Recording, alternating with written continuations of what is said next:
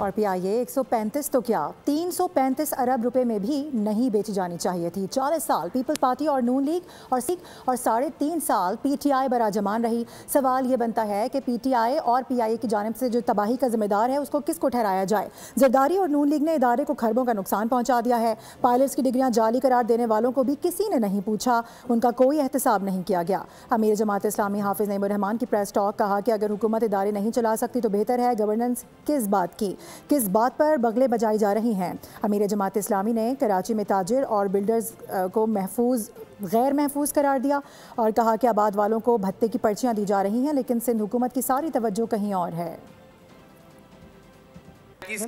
335 अरब में भी गोली लगती तो इसको नहीं बेचना चाहिए था। एक हुकूमत आती है, उसका वजीर कहता है कि पीआईए की पायलटों की डिग्री जाली है। किसी ने पूछा उस आदमी से? कोई पूछता है कि जरदारी साहब को कोई पकड़ेगा, कोई फिक्स करेगा? उन्होंने खरबों रुपए का नुकसान पहुंचाया है। कोई पूछेगा नून लीग से, जो बार हुकूमत करती है और इदारे चलाने में नाकाम हो जाती है और हर वक्त इनको ये लगी रहती है कि बेच दो। तो हुकूमत अगर पीआईए नहीं चला सकती, ये रेलवे नहीं चला सकती, ये बसें नहीं चला सकती, ये बल्क ट्रांसपोर्ट नहीं चला सकते, ये स्टील मिल नहीं चला सकते, तो ये फिर ये गवर्नेंस किस चीज की करते हैं?